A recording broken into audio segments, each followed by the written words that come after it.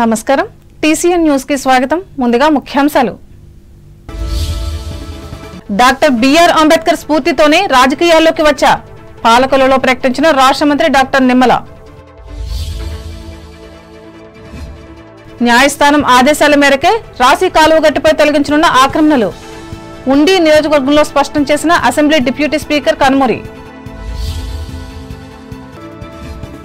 భీమవరంలో అలరించిన జాతీయ స్థాయి సాంఘిక నాటకోత్సవాలు ఆసక్తిగా తిలకించిన నాటికలు ఉత్సాహంగా పాల్గొన్న కళాకారులు ఎండను సైతం లెక్క చేయకుండా వృద్ధుల ఇళ్లకు వెళ్లి ఉచిత వైద్య సేవలు అందించిన వైద్య ప్రముఖులు హుస్సేన్ అహ్మద్ నిమ్మగడ్డ అజుతరామయ్యలు సహకరించిన సీనియర్ సిటిజన్ సభ్యులు నిసా హాస్పిటల్ నర్సులు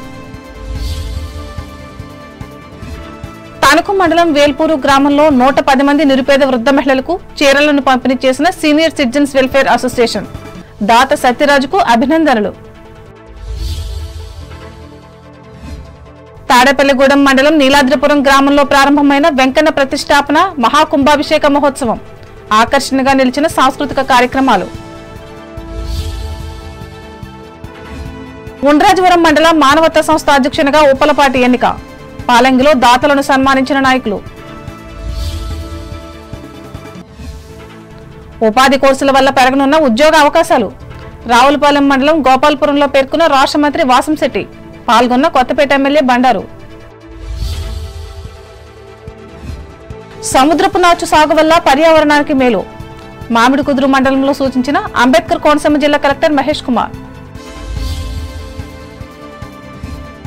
అంబాజీపేట మండలం మాచవరం గ్రామంలో మౌలిక వసతుల కల్పనకు సిద్ధం చేస్తున్న ప్రణాళికలు వెల్లడించిన గ్రామ సర్పంచ్ నాగబత్తుల ప్రముఖ పుణ్యక్షేత్రం ద్వారకా తిరుమల చిన్న వెంకన్నను దర్శించుకున్న రాష్ట్ర మంత్రి కొల్లు రవీంద్ర వెంట ఉన్న గోపాలపురం ఎమ్మెల్యే మద్దిపాటి మాజీ మంత్రి పీతల డాక్టర్ బిఆర్ అంబేద్కర్ స్ఫూర్తితోనే రాజకీయాల్లోకి వచ్చినట్లు రాష్ట్ర జలవనరుల అభివృద్ధి శాఖ మంత్రి డాక్టర్ నిమ్మల రామానాయుడు తెలిపారు పాలకొల్లులోని చింతపర్రు అరుంధతిపేటలో డాక్టర్ బిఆర్ అంబేద్కర్ విగ్రహానికి చేపట్టిన స్లాబ్ పనులకు ఆదివారం ఆయన శ్రమదానం చేసి అనంతరం మాట్లాడారు అలాగే భారత ఉప ప్రధాని బాబు జగజ్జీవన్ రామ్ ఆశయాలకు అనుగుణంగా పనిచేస్తానని అన్నారు అంబేద్కర్ జయంతి వేడుకలను ఏడాది పొడవునా నియోజకవర్గంలో నిర్వహించడం జరిగిందని గుర్తు చేశారు ఈ కార్యక్రమంలో కూటమి పార్టీల నాయకులు పాల్గొన్నారు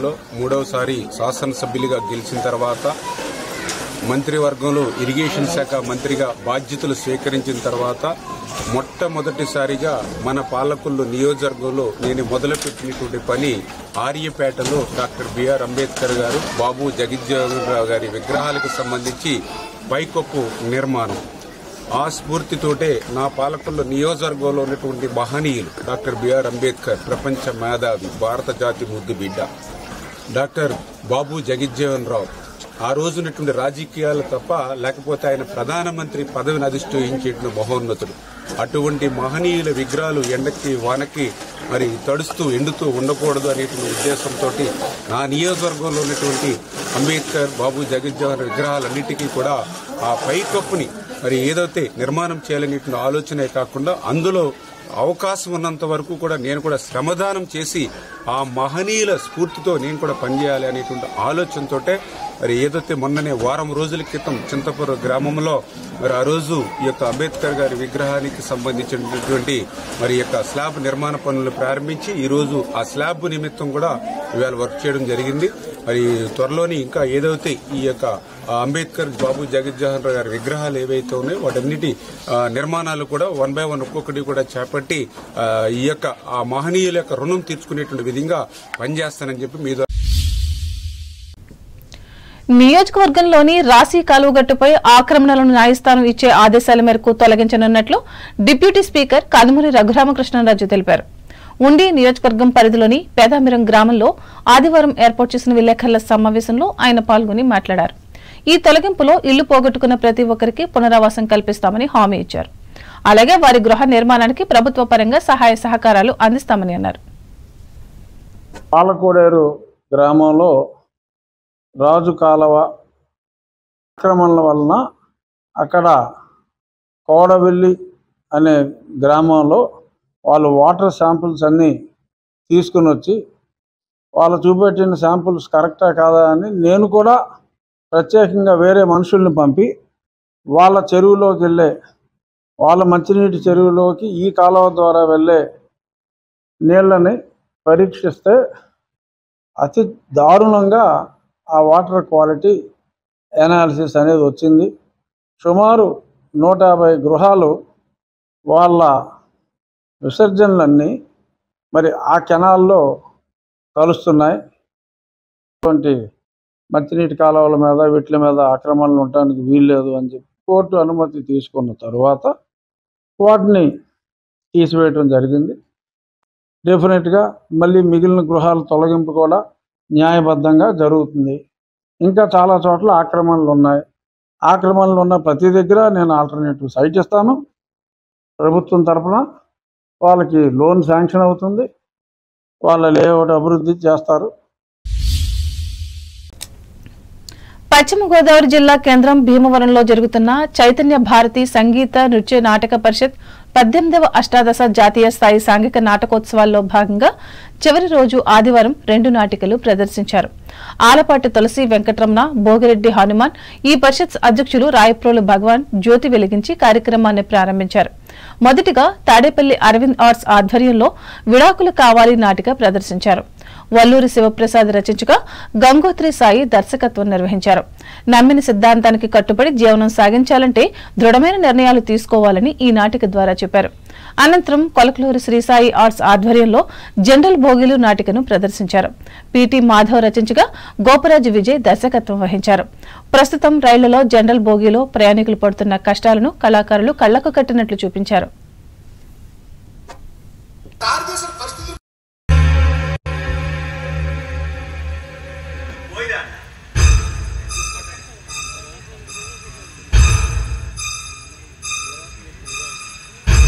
పసివాళ్ళే కావాలనుకుంటే నాకు అదే మరి గౌరీ పెళ్లికి వచ్చాడా దానికి పెళ్లి చేసేస్తే మనసు వచ్చింది.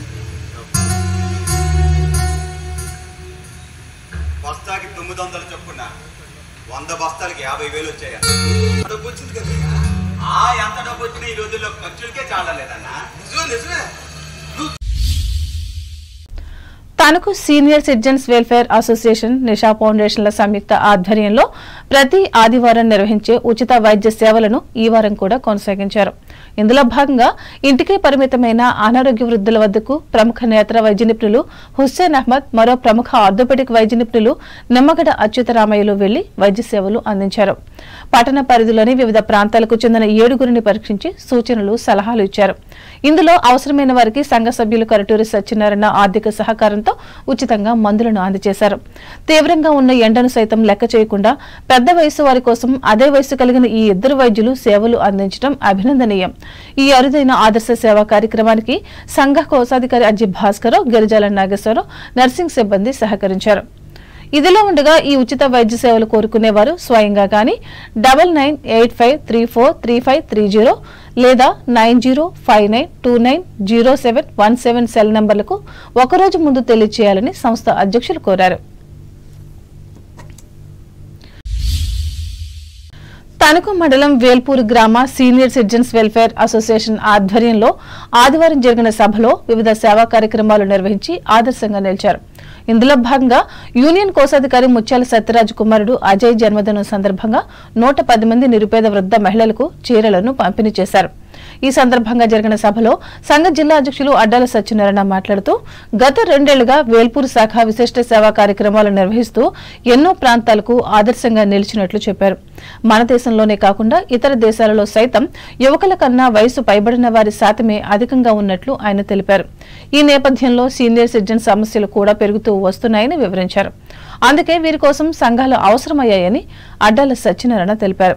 దీనిని దృష్టిలో పెట్టుకుని వీరు ఎదుర్కొంటున్న సమస్యలను అన్ని కోణాల నుంచి సంఘాల నాయకులు ఆలోచించి పరిష్కారానికి పాటుపడాలని సూచించారు. జిల్లా ప్రధాన కార్యదర్శి కొటికలపూడి చిట్టి వెంకయ్య మాట్లాడుతూ ప్రభుత్వం తీసుకున్న నిర్ణయం ప్రకారం 60 సంవత్సరాలు దాటిన సీనియర్లు తమ తమ గ్రామాలకు చెందిన సచివాలయాల్లో Aadhaar card, passport size photo, కుటుంబ సభ్యుల మొబైల్ నెంబర్లు, బ్లడ్ గ్రూప్ వివరాలతో ₹40 చెల్లించి గుర్తింపు కార్డులు పొందాలని చెప్పారు. గ్రామ శాఖ గౌరవాధ్యక్షులు పుట్ట సత్యనారాయణ మాట్లాడుతూ ఇటువంటి సంస్థలను కేంద్ర, రాష్ట్ర ప్రభుత్వాలు కూడా గుర్తించి సహకరించాలని విజ్ఞప్తి చేశారు. ఇంకా గ్రామంలో చేపడుతున్న సేవా కార్యక్రమాలను ఆయన వివరించారు.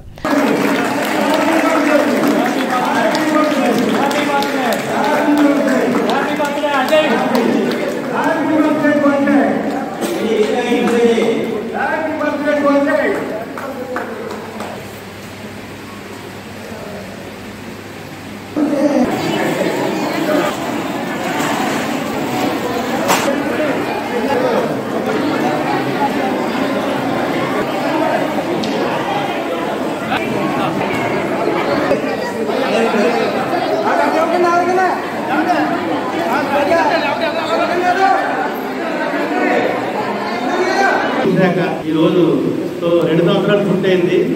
అనుకోకుండా 2 ఇయర్స్ క్రితం ఈ యొక్క అసోసియేషన్, సీనియర్ సిటిజన్ అసోసియేషన్ స్థాపించడం జరిగింది.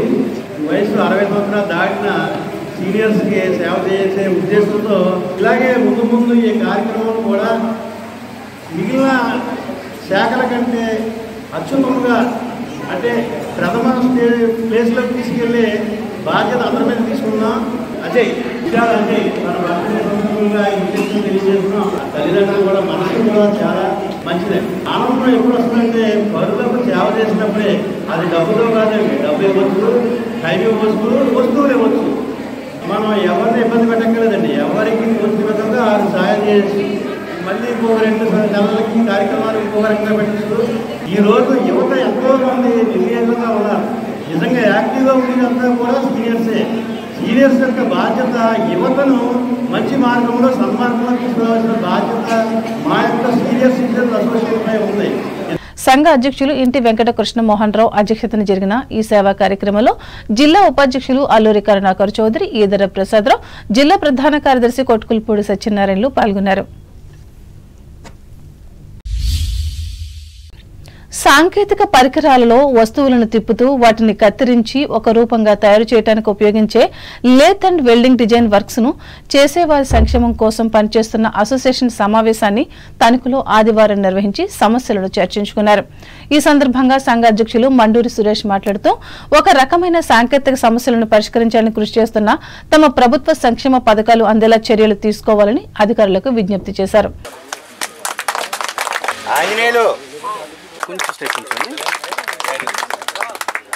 గట్టిగా కొట్టాలి.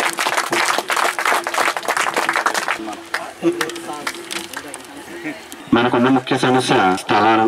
ఆటో నగర్ కోసం మనం పోరాడుతున్నాం. మన ఆర్మీల రాధాకృష్ణ గారు ఖచ్చితంగా చేస్తానని చెప్పడం జరిగింది. మన హై స్కూల్ గ్రౌండ్ లో చంద్రబాబు నాయుడు గారితో కూడా ఆయన చేయిస్తానని చెప్పించారు. ఆయన చెప్పించిన తర్వాత కూడా ఆయన్ని మనం కలవటం జరిగింది. ఆయనకి సాల్వా కప్తానంటే ఆయన వద్దన్నారు. 1 సంవత్సరం టైంలో మీ స్థలాలు ఇలా చేస్తాను, అయిన తర్వాత సాల్వా కప్పించుకుంటానని చెప్పారు. కాబట్టి ఆయన మనకి ఖచ్చితంగా చేస్తారు. 1 సంవత్సరం 2 సంవత్సరాల లోపల మనం అనుకున్న కళ నెరవేరబోతుంది. ఇది మనం అందరం కూడా నమ్మొచ్చు. మనం ఇక నుంచి మన యూనియన్ తరఫు నుంచి లేని వాళ్ళకి, అలాంటి వాళ్ళకి కూడా సేవ చేయాలని ఈ వేదిక నుంచి ఇవాళ నుంచి తీర్మానించడం జరుగుతుంది. మనకు ఉన్న దాంట్లో ఎంతో కొంత తీసి ఏదో ఒకటి ఒక మంచి పని మన కమిటీ మనం అంతా నిర్ణయించుకొని ఇక్కడి నుంచి చేద్దాం.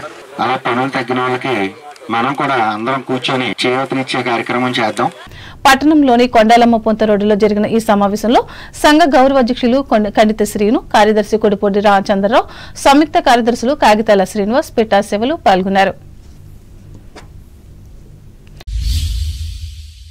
మాస్టర్ మైండ్ చెస్ అకాడమీ ఆధ్వర్యంలో ఈ నెల 28, 29, 30 తేదీల్లో తణుకు ఎన్జీఓ హోం వీధిలోని ఎస్బీఐ ఎదురుగా ఉన్న భవనంలో వేసవి చెస్ కోచింగ్ ను ఉచితంగా ఏర్పాటు చేసినట్లు జాతీయ స్థాయి కోచ్ ఎస్ఎస్ చంద్రశేఖర్ ఆదివారం ఒక ప్రకటనలో తెలిపారు. ఈ 3 రోజులు ఉదయం 6 నుంచి 9 గంటల వరకు, సాయంత్రం 5 నుంచి రాత్రి 8 గంటల వరకు కోచింగ్ ఇవ్వనున్నట్లు ఆయన చెప్పారు.